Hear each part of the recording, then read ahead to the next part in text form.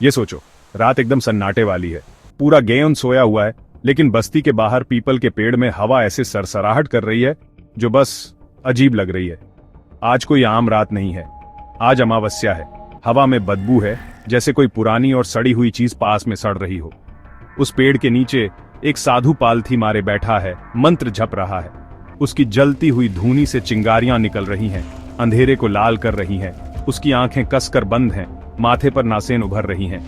लेकिन फिर हवा और जोर से चिल्लाती है, लपटें और ऊपर उठती हैं। ओम त्र्यंबकम यजामहे साधु जप रहा होता है। तभी अचानक उसके बालों में फंसी रुद्राक्ष की माला टूटकर गिर जाती है। उसके होंठ कांपते हैं। वह अपनी आंखें खोलता है और जो वो देखता है उससे उसकी सांसें लगभग रुक जाती हैं। उसके सामने एक विशाल आकृति खड़ी है। जली हुई उभरी हुई मांसपेशियां फटे हुए कपड़े फटी हुई चमड़ी की तरह लटक रहे हैं। उसका चेहरा डरावना, नाक के पास एक बड़ा छेद जिससे सफेद धुआं निकल रहा है। आंखें जल रही हैं, जैसे उनकी जगह गर्म कोयले आ गए हों। कौन कौन हो तुम? साधु हकलाता है। आकृति बोलती है, मैं हूं ब्रह्म राक्षस। ब्रह्म राक्षस। माला साधु के हाथ से फिसल जाती है। वो चीज सिर हिलाती है।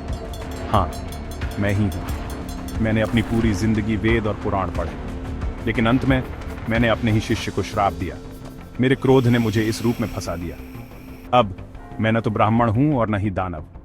मैं ब्रह्म राक्षस हूं, भटकने के लिए शापित, कभी शांति न पाने के लिए शापित। साधु के चेहरे से आंसू बहने लगते हैं। वह समझता है ये आत्मा अपने पाप के कारण यहां बंधी है। शास्त्रों में कहा गया है, एक ब्राह्मण जो अपने ज्ञान का दुरुपयोग करता है या बुराई करता है, वह मरने के बाद ब्रह्म राक्षस बन जाता है। अचानक ब्रह्म राक्षस अपना सिर आकाश की ओर झुकाता है और एक भयानक दहाड़ लगाता है। पूरा ग्योन हिल जाता है। कुत्ते भौंकने लगते हैं। मंदिर की घंटियां अपने आप बजने लगती हैं। साधु डर से बेहोश होकर गिर जाता है। राक्षस उसकी गिरी हुई काया को देखता है।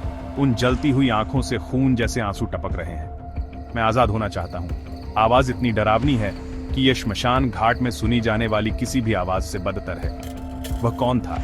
कभी 5 गांवों में सबसे बड़ा विद्वान, देवता की तरह पूजा जाता था, लेकिन घमंड ने उसे खा लिया।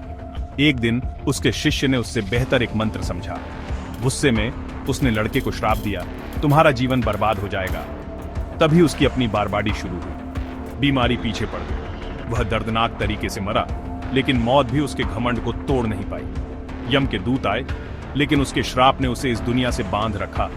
ब्रह्म राक्षस के रूप में आत्मा टूट जाती है, सिसकने लगती है। पीपल के पत्ते कांपते हैं, हवा शांत हो जाती है। उसके खूनी आंसू धरती पर गिरते हैं और राख बन जाते हैं। क्या कोई मुझे आजाद कर सकता है? उसकी आवाज शुद्ध पीड़ा है, लेकिन डर इतना घना है कि साधु भागने के बारे में सोच भी नहीं पाता। तभी गांव का पुजारी आता है, भगवान शिव की एक छोटी मूर्ति पकड़े हुए। वह चिल्लाता है, ब्रह्म राक्षस, अगर तुम सचमुच स्वतंत्रता चाहते हो तो अपने अगले जीवन के लिए आशीर्वाद मांगो। किसी को फिर से श्राप मत दो। राक्षस की आंखों में आशा चमकती है, लेकिन फिर क्रोध लौट आता है। वह पुजारी की ओर बढ़ता है, लेकिन पहले मुझे वह खत्म करना होगा जो मैंने शुरू किया था। फिर मैं मुक्ति चाहूंगा। उसकी हंसी जंगल में गूंजती है। कहीं सियार भौंकने लगते हैं। इस अमावस्या की रात ब्रह्म राक्षस अपना तांडव शुरू करता है, और यह बस शुरुआत है। बस